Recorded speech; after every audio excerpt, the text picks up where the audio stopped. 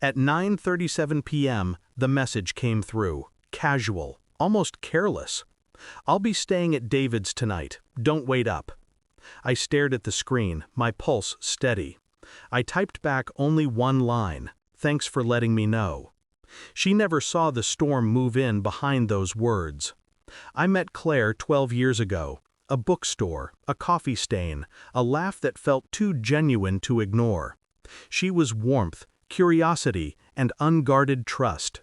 I was careful even then, cautious with my emotions, but she dismantled those walls brick by brick. We married 5 years later. I believed we built a life out of loyalty.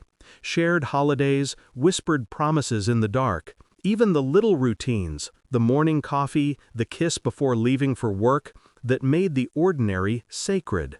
Trust is a dangerous thing when handed to the wrong person. I should have seen the cracks earlier. The late nights explained with vague excuses.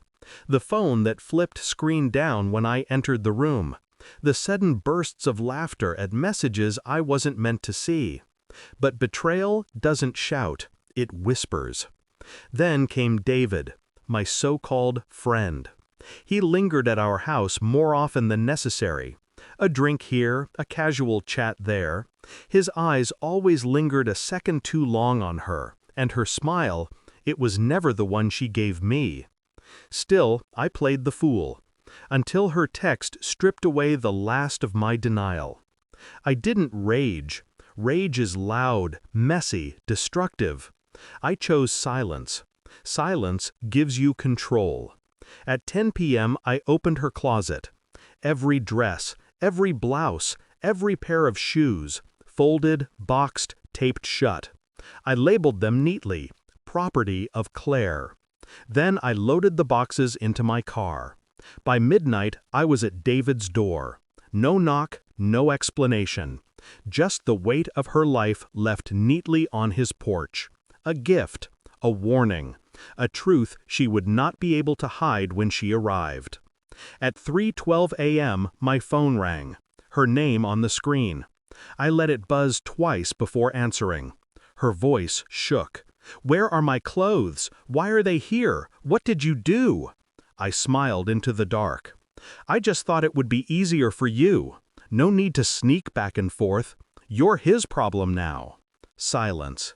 Then the crack in her tone. "We can talk about this?"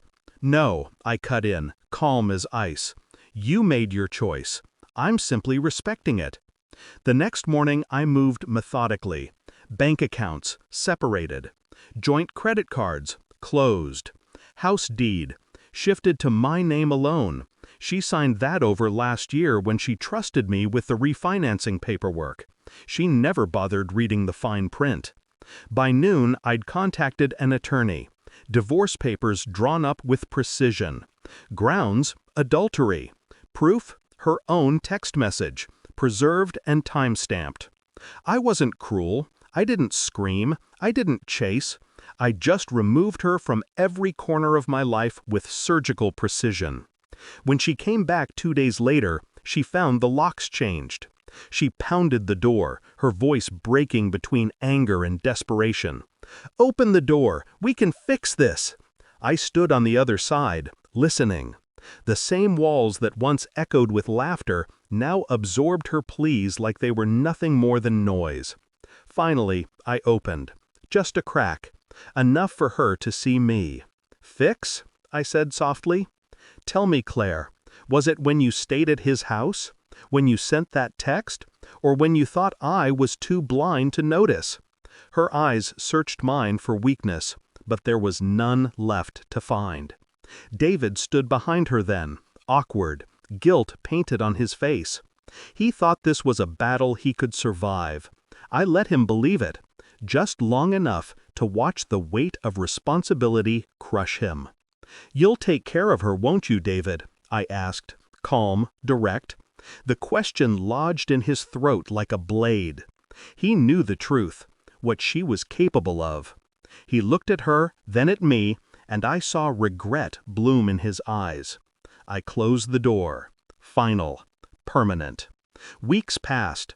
Her messages shifted from pleading to bitter, from desperate apologies to venomous blame. I ignored them all. Silence, again, my sharpest weapon. The last I heard, David ended it. She had nowhere to go. She lost not only me, but him too.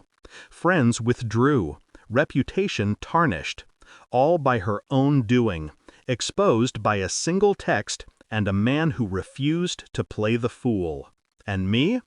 I found peace not in revenge alone, but in the clarity it brought.